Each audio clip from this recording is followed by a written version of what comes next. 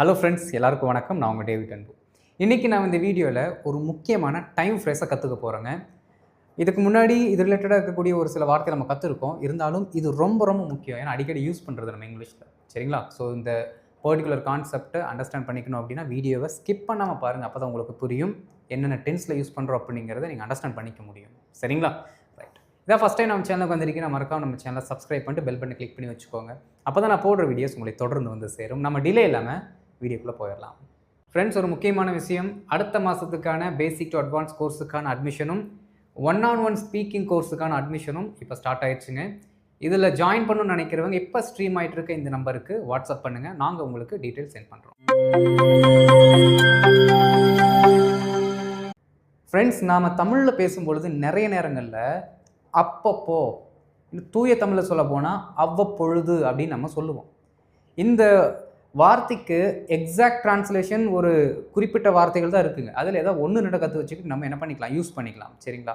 அந்த ஆர்டரில் இன்றைக்கி நாம் தெரிஞ்சுக்க போகிற அந்த டைம் ரிலேட்டடாக இருக்கக்கூடிய அட்வர்ப் என்ன அப்படின்னா every now and then. Okay, every now and then. Okay, நிறைய வார்த்தைகள் இருக்குது. புரியுதுங்களா? குறைஞ்சது நீங்கள் ஒரு 2 வார்த்தைகளாவது கற்று வச்சுக்கிட்டா மிகவும் நல்லது. மறக்காதுங்க. ஒன்று மறந்துட்டா இன்னொன்று நம்ம யூஸ் பண்ணிக்கலாம். ஓகே, சரி பாருங்கள். எவ்ரி நவ் அண்ட் தென். ஒரு சிலர் நவ் அண்ட் தென் மட்டும் யூஸ் பண்ணுவாங்க, தப்பு இல்லை. பட் எவ்ரி அப்படின்னு போட்டோம் அப்படின்னா இன்னும் கொஞ்சம் ஸ்டாண்டர்டாக இருக்கும். புரியுதுங்களா? இப்போது இந்த எவ்ரி நவ் அண்ட் தென் அப்படிங்கிற வார்த்தை டைம் ரிலேட்டடாக வரக்கூடிய ஒரு ஃப்ரேஸாக இருக்கிறதுனால சென்டென்ஸோட கடைசியில் போட்டு பழகுங்க. நம்மளோட எல்லா வீடியோஸ்லையுமே நான் ஒவ்வொரு வார்த்தைகளை ஒவ்வொரு ரூட் வேர்டை எங்கே பிளேஸ் பண்ணணும் அப்படிங்கிறதையும் சொல்லிக் கொடுப்பேன். அதை அப்படியே ஃபாலோ பண்ணிட்டீங்க அப்படின்னா சிம்பிளாக உங்களுக்கு சென்டென்ஸ் ஃப்ளாலெஸ்ஸாக இருக்கும். புரியுதுங்களா? இப்போது பொதுவாகவே டைம் ரிலேட்டடாக வரக்கூடிய அட்வர்பை சென்டென்ஸோட கடைசியில் போடுங்க அப்படின்னா நான் உங்களுக்கு சொல்லிக் கொடுக்குறேன். அதை அப்படியே ஃபாலோ பண்ணிக்கலாம். எப்படின்னா, ஒரு மெயின் கிளாஸ், ஓகே, ஒரு முழு அர்த்தத்தை கொடுக்கக்கூடிய வாக்கியம். இந்த முழு அர்த்தத்தை கொடுக்கக்கூடிய வாக்கியம் என்ன டென்ஸில் வேணாலும் இருக்கலாம், தப்பு இல்லை. ஏன்னா டைம் ரிலேட்டடாக வரும்பொழுது அந்த டைம் ஒரு காமனாக இருக்குது அப்படின்னு வச்சுக்கோங்களேன். அதாவது கடந்த காலம், பாஸ்ட்டு, ப்ரெசண்ட்டு, ஃப்யூச்சர் அப்படின்னு 3 காலத்திற்கும் பொருந்தக்கூடிய ஒரு ஜென்ரல் டைமாக இருந்துச்சுன்னா நம்ம என்ன டென்ஸ் வேணால் யூஸ் பண்ணிக்கலாம். இதெல்லாம் அந்த ஆர்டரில் வரக்கூடியது தான், ஜென்ரல் டைம். ஃபார் எக்ஸாம்பிள், அப்பப்போ அவர் எனக்கு கால் பண்ணினார், அப்பப்போ அவர் எனக்கு கால் பண்ணார், பண்ணினார், அந்த ஆக்ஷனை செய்தார் எப்படின்னு சொல்லும் பொழுது இந்த டைம் ரிலேட்டடாக வரக்கூடிய அட்வர்ப் பாஸ்ட் டென்ஸுக்கு செட் ஆகுது. அப்பப்போ அவர் என்னை கூப்பிட்றாருங்க அப்படி நீங்கள் சொல்கிறீங்க அப்படின்னா அப்பப்போ அவர் வழக்கமாக கூப்பிட்றாருன்னு சொல்லும்பொழுது ப்ரெசன்ட் டென்ஸுக்கு என்ன ஆகுது, மேட்ச் ஆகுது. அதே மாதிரி கவலைப்படாத, அப்பப்போ உனக்கு நான் கால் பண்ணுறேன், அப்பப்போ உனக்கு நான் கால் பண்ணுறேன் அப்படின்னு ஃப்யூச்சர் ரிலேட்டடாக சொல்லும் பொழுது இது ஃப்யூச்சருக்கும் செட் ஆகுது. அப்போ இந்த வார்த்தையை தமிழில் சொல்லி பார்த்தாலே நமக்கு ப்ரெசென்ட்டு, பாஸ்ட்டு, ஃப்யூச்சரில் வருமா இல்லையா அப்படிங்கிறத நம்ம ஐடென்டிஃபை பண்ணிக்கலாம். புரியுதுங்களா நண்பர்களே? அப்போ இந்த பர்டிகுலர் வார்த்தையை நீங்கள் எல்லா டென்ஸ்லையும் யூஸ் பண்ணலாம், தப்பு இல்லை. அதுக்கேற்ற வேர்பை போட்டுக்கோங்க, வேலை முடிஞ்சது. ரைட்? மெயின் கிளாஸ்க்கு அடுத்து இந்த டைம் அட்வர்பை நம்ம யூஸ் பண்ணிக்கலாம். சரிங்களா? Okay, for example, main clause அப்படின்னு என்ன, முழு அர்த்தத்தை கொடுக்கக்கூடிய வாக்கியம். அது என்ன சென்டென்ஸாக வேணால் இருக்கட்டும். புரியுதுங்களா? அந்த சென்டென்ஸ் போட்டு அதுக்கப்புறம் நீங்கள் இந்த அட்வர்ப் போட்டுக்கலாம். அவர் அப்பப்போ எனக்கு கால் பண்ணார், பண்ணினார் அப்படின்னா பாருங்கள், he called me. He called me எப்போ, அப்பப்போ. Every now and then. Every now and then. Okay, பாருங்கள். He call me every now and then. He called me every now and then. அப்பப்போ, அப்பப்போ ஒரு டைம் பீரியடில் ஒரு சின்ன சின்ன கேப்பில் அது எவ்வளோ வேணால் இருக்கலாம். ஆனால் ரெகுலராக அந்தந்த பர்டிகுலர் கேப்பில் என்ன பண்ணியிருக்காரு, எனக்கு கால் பண்ணியிருக்காரு அப்படின்னு நம்ம சொல்கிறோம். He call me every now and தென். புரியுதுங்களா நண்பர்களே? ரொம்ப சிம்பிள். இப்போ இது ரிலேட்டடாக ஒரு சில எக்ஸாம்பிள்ஸ் பார்க்கலாம். பார்க்கும்போது நமக்கு ஒரு சூப்பரான அண்டர்ஸ்டாண்டிங் கிடைக்கும். நாம் இப்போது எக்ஸாம்பிள்ஸ்குள்ளே போயிடலாம்.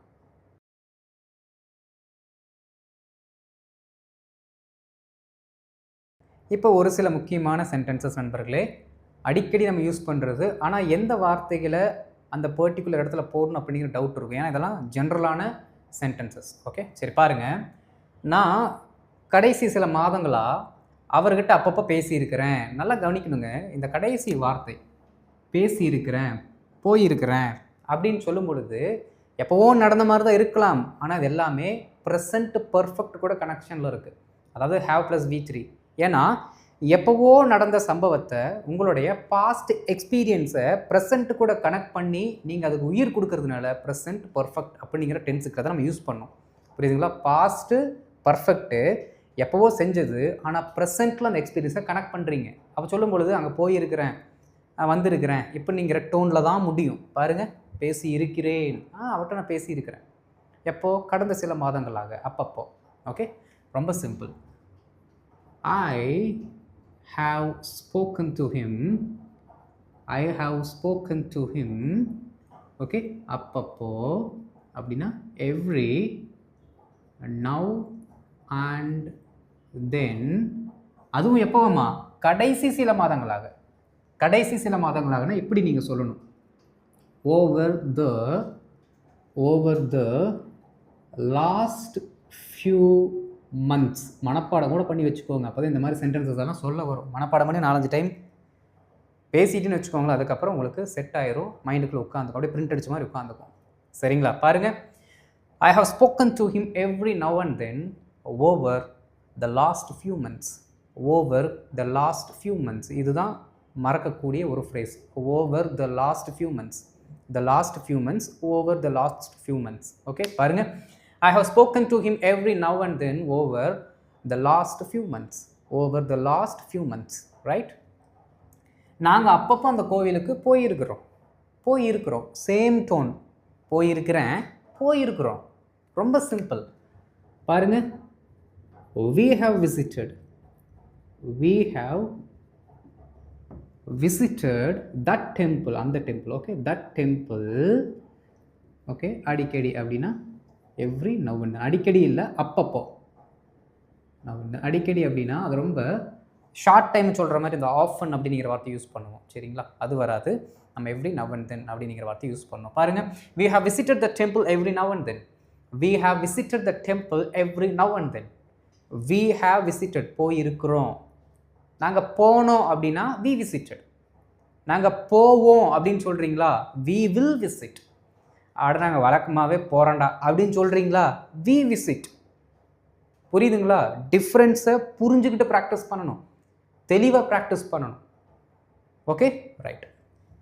நான் அப்பப்போ இங்கிலீஷ் படங்கள் பார்ப்பேன், அப்பப்போ இங்கிலீஷ் படங்கள் பார்க்குறேன் அப்படிங்கிறத நம்ம சொல்கிறோம். அப்போ வழக்கமாகவே நம்ம ப்ரெசென்ட்டை செய்கிறோன்னு அர்த்தம். சரிங்களா? பாருங்கள், I watch English movies. I watch English movies every now and then. ரொம்ப ரொம்ப சிம்பிள் நண்பர்களே. அந்த டிரான்ஸ்லேஷனோட டோனை மட்டும் பிடிச்சிட்டு வச்சுக்கோங்களேன், உங்களை அசைக்கவே முடியாது. நீங்களே என்ன பண்ணிடலாம், சிம்பிளாக என்ன வேர்பு வருதோ அதை போட்டு பேசிட்டு போயிட்டே இருக்கலாம். அதுதான் பார்த்தீங்கன்னா கொஞ்சம் ஹார்ட் பாயிண்ட். அதை மட்டும் ஐடென்டிஃபை பண்ணிட்டீங்கன்னா ரொம்ப சிம்பிள் லாங்குவேஜ். ஓகே, பாருங்கள், அவங்க அப்பப்போ ஃபோனில் பேசிக்குவாங்க. சாரி, இதை பார்த்துட்டு முடிச்சிடலாம். I watch English movies every now and then. I watch English movies every now and then. Okay, நான் அப்பப்போ இங்கிலீஷ் படங்கள் பார்ப்பேன் அப்படின்னு அர்த்தம். அடுத்து பாருங்கள், அவங்க அப்பப்போ ஃபோனில் பேசிக்குவாங்க. அப்போ ரெகுலராகவே பண்ணுறாங்கங்கிறத நம்ம சொல்கிறோம். அப்போ சிம்பிள் ப்ரெசென்ட்டில் சொல்லிக்கணும், V1ல், பிளெயின் V1ல். புரியுதுங்களா? யார்? அவங்க. அப்போது தே பேசிக்கிறாங்க அப்படின்னா they talk on the phone. They talk on the phone every now and then. every now and then. Okay, பாருங்க, they talk on the phone every now and then. they talk on the phone every now and then. they talk on the phone every now and then. அவங்க அப்பப்போ ஃபோனில் பேசிக்கிறாங்க அப்படிங்கிறத நம்ம சொல்கிறோம். சரிங்களா? Talk on the phone, talk on the phone. அதை வந்து ஃபிக்ஸ்டு ப்ரைஸாக வச்சு ப்ராக்டிஸ் பண்ணிக்கோங்க. என் இன்டர்நெட்டு கனெக்ஷனு அப்பப்போ கட் ஆகுது, இதுவும் வழக்கமாக நடக்கிறது தான். ஓகே, மை இன்டர்நெட் கனெக்ஷன் அது. ஓகே, மை இன்டர்நெட் கனெக்ஷன் அடிக்கடி துண்டிக்கப்படுதுன்னா ட்ராப்ஸ் அப்படின்னு சொல்லணும். Okay, my internet connection drops every now and then. Every now and then. Okay, புரியுதுங்களா? My internet connection drops every now and then. My internet connection drops every now and then. In case நாங்கள் வந்து ACT அப்படிங்கிற internet connection போட்டிருக்கேன், அதுவும் என்ன ஆகுது, அடிக்கடி drop ஆகிடுது. அப்போ அவங்களே சொல்லலாம், my ACT internet connection drops every now and then. My ACT internet connection drops every now and then. இது என்ன ஆகுதாம்மா, இது வழக்கமாகவே நடக்கிற ஒரு செயல், அதனால தான் ட்ராப்ஸ் அப்படிங்கிற வார்த்தை போட்டிருக்கேன். My ACT internet connection drops every now and then. இது பிளைன் ஃபேக்ட் நண்பர்களே, அதனால தான் சொல்கிறேன். புரியுதுங்களா? ரைட், இவ்வளோ தான் கான்செப்ட். அப்போது அப்பப்போ அப்படிங்கிற வார்த்தையை நீங்கள் யூஸ் பண்ணணும் அப்படின்னா என்ன டென்ஸ் கூட வேணால் யூஸ் பண்ணிக்கலாம். பட் அந்த பர்டிகுலர் டைமை நீங்கள் என்ன பண்ணிக்கணும், அந்த சென்டென்ஸோட கடைசி வார்த்தையை வச்சு ஐடென்டிஃபை பண்ணிக்கணும். அதுக்கப்புறம் இந்த எவ்ரி நவ் அண்ட் தென் அப்படிங்கிற வார்த்தையை ஃபிக்ஸ்டு ஃப்ரேஸாக வச்சு யூஸ் பண்ணுங்கள். ரொம்ப சிம்பிளாக சென்டென்சஸ் ஃபார்ம் ஆயிடும். புரியுதுங்களா? அவ்வளோதான் நண்பர்களே. வீடியோ உங்களுக்கு பிடிச்சிருக்குன்னு நினைக்கிறேன், புரிஞ்சிருக்குன்னு நினைக்கிறேன். வீடியோக்கு அப்படியே ஒரு லைக்கை போட்டு மற்றவங்களுக்கு ஷேர் பண்ணுங்கள், தெரிந்து கொள்ளட்டும், பயனடைந்து கொள்ளட்டும் அவங்களும். அண்ட் இதான் ஃபஸ்ட் டைம் நம்ம சேனலுக்கு வந்திருக்கீங்க, மறக்காம நம்ம சேனலை சப்ஸ்கிரைப் பண்ணிட்டு பெல் பட்டனை கிளிக் பண்ணி வச்சுக்கோங்க. அப்போ தான் நான் போடுற வீடியோஸ் உங்களுக்கு தொடர்ந்து வந்து சேரும். நாம் அடுத்த வீடியோவில் ஒரு சூப்பரான டாப்பிக்கில் மீட் பண்ணலாம். அது வரைக்கும் நல்லா ப்ராக்டிஸ் பண்ணுங்கள். புரியுதுங்களா? அப்பப்போ இங்கிலீஷில் என்ன பண்ணுங்கள், ப்ராக்டிஸ் பண்ணணும் அப்படின்னு நான் சொல்ல மாட்டேன். அடிக்கடி ப்ராக்டிஸ் பண்ணணும். முடிஞ்ச அளவுக்கு ஃப்ரீக்வெண்ட்டாக ப்ராக்டிஸ் பண்ணணும். ஃப்ரீக்வெண்ட் வேறு, ஆஃபன் வேறு, எவ்ரி நவ் அண்ட் தென் வேறு. புரியுதுங்களா? ப்ராக்டிஸை பொறுத்த வரைக்கும் ரெகுலராக இருக்கணும். ரைட், அடுத்த வீடியோவில் பார்க்குறேன். தேங்க்யூ.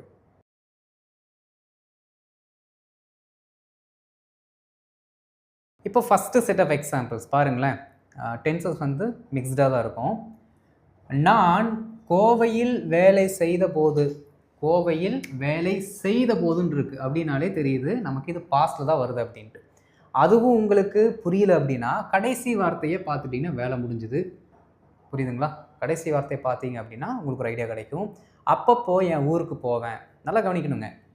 இந்த அப்பப்போ அப்படிங்கிற வரைக்கும் விட்டுட்டு என் ஊருக்கு நான் போவேன்னு மட்டும் மொட்டையாக படித்தோம்னா ஃப்யூச்சர் டென்ஸ் வர மாதிரி நமக்கு புரியும். சேர்த்து படிக்கும்போது ஓ இது பாஸ்ட் டென்ஸில் நடந்திருக்குடா அப்படிங்கிற மாதிரி ஒரு ஐடியா கிடைக்கும். புரியுதுங்களா? அப்போ எப்பயுமே சென்டென்ஸை ஃபுல்லாக படித்தாதான் அந்த பர்டிகுலர் சென்டென்ஸ் என்ன மீனிங் உங்களுக்கு கொடுக்குது, என்ன டென்ஸ் உங்களுக்கு சொல்லுது அப்படிங்கிறத ஐடென்டிஃபை பண்ண முடியும்.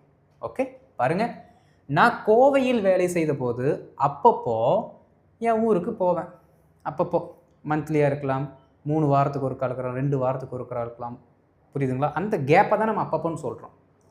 ரொம்ப சிம்பிள். பாருங்கள், நான் கோவையில் வேலை செய்த போது அப்பப்போ என் ஊருக்கு போவேன். இந்த போது அப்படிங்கிற வார்த்தைக்கு முன்னாடி வர்றதை நாம் இங்கிலீஷில் சென்டென்ஸில் செகண்ட் சென்டென்ஸாக கொண்டு வரணும். புரியுதுங்களா? என் ஊருக்கு போவேன், அதுதான் மெயின் கிளாஸ். பாருங்கள், ஐ visited my hometown. I visited my hometown. I would visit my hometown. அதுவும் கரெக்டு தான். I would visit my hometown. Exact translation. நான் ஊருக்கு போவேன். I would visit my hometown. would வந்தால் visit. சிம்பிள் பாஸ்டில் சொன்னீங்கன்னா visited. ஓகே, I would visitடும் correct தான். Exactly correct. சரி பாருங்கள், I visited my hometown எப்போ, every now and then. Every now and then. Okay, எப்போவாமா, நான் கோயம்புத்தூரில் வேலை செஞ்சப்போ. when I worked in Coimbatore. when I worked in Coimbatore. பாருங்க, I visited my hometown when I worked in Coimbatore. every now and then. every now and then தூக்கி சென்டென்ஸோட கடைசியில் போட்டால் meaning வந்துடும், மாறாது. Okay, I visited my hometown every now and then when I worked in Coimbatore. I visited my hometown every now and then. I visited my hometown every now and then when I worked in Coimbatore. When I worked in Coimbatore, I visited my hometown every now and then. எப்படி திருப்பி போட்டாலும் உங்களுக்கு meaning வந்துடும். புரியுதுங்களா? Right. நாங்கள் கல்லூரியில் அப்பப்போ சந்தித்தோம், நாங்கள் காலேஜில் அடிக்கடி மீட் பண்ணோம், அப்படி தான் நான் சொல்கிறோம். புரியுதுங்களா? நாங்கள் அப்போது we met. எங்கே? in college. We met in college every now and then. Every now and then. We met in college every now and then. We met every now and then in college. அப்படி சொன்னாலும் correct தான். லொக்கேஷனுக்கு கடைசியில் போட்டாலும் correct தான். புரியுதுங்களா? We met in college every now and then. We met in college. காலேஜில் சந்தித்தோம். எப்போ? every now and then. அப்பப்போ. ஓகே, சிம்பிள் தான். அவங்க அப்பப்போ ஒரு சின்ன ட்ரிப்புன்னு இருக்குது, ட்ரிப்ஸு. புரியுதுங்களா? சின்ன சின்ன ட்ரிப்ஸ் அப்பப்போ போகிறாங்க அப்படின்னு நம்ம சொல்கிறோம் அப்படின்னா வழக்கமாக செய்கிறாங்க. புரியுதுங்களா? வழக்கமாக அவங்க போகிறாங்க அப்படிங்கிறத நம்ம சொல்ல போகிறோம். அவர்கள் அப்படின்னா தே. வழக்கமாக போகிறாங்கன்னா simple V1. They go on short trips. Okay, ட்ரிப்புக்கு போகிறாங்க அப்படின்னா கோ ஆன் தான் சொல்லணும். புரியுதுங்களா? கோ ஆன் அ ட்ரிப் அப்படின்னு சொல்லுவாங்க. பாருங்கள், தே கோ ஆன் ஷார்ட் ட்ரிப்ஸ் எப்போ? அப்பப்போ, every now and then. They go on short trips every now and then. They go on short trips every now and then. They go on short trips every now and then. நல்லா கவனிக்கணுங்க. போனாங்கன்னு சொன்னீங்க அப்படின்னா they went on short trips ன்னு போயிடணும். கோக்கு பதிலாக went போட்டுக்கணும். They went on short trips every now and then. ஏன்னா இந்த பர்டிகுலர் டைம் ஃப்ரேஸ் வந்து என்ன ஆகும்? எல்லா டென்ஸுக்கும் மேட்ச் ஆகும். புரியுதுங்களா? கடைசியாக ஒன்று பாருங்க, அவருக்கு அப்பப்போ கோபம் வரும். நார்மலாகவே, ரெகுலராகவே அப்படின்னு அர்த்தம். அப்போ சிம்பிள் ப்ரெசண்ட்டில் சொல்லிக்கலாம், அவருக்கு. He gets angry. Gets angry எப்பப்போ? அப்பப்போ. அப்போ every now and then. Okay, he gets angry every now and then. He gets angry every now and then. He gets angry every now and தென். அவருக்கு அப்பப்போ கோபம் வரும். மாப்பிள்ளைக்கு அப்பப்போ வெத்தலை பாக்கு போடுற பழக்கம் இருக்குங்கன்னு சொல்கிற மாதிரி ஒரு காமெடியில் வரும் பார்த்தீங்களா? அங்கே எல்லாமே இந்த டைலாக் தான் வரும், எவ்ரி நவ் அண்ட் தென் அப்படின்ட்டு. Okay, right. ஸோ இன்னும் ஒரு சில எக்ஸாம்பிள்ஸ் பார்க்கலாம், அதுக்கப்புறம் நம்ம ஹோம்ஒர்க் போகலாம்.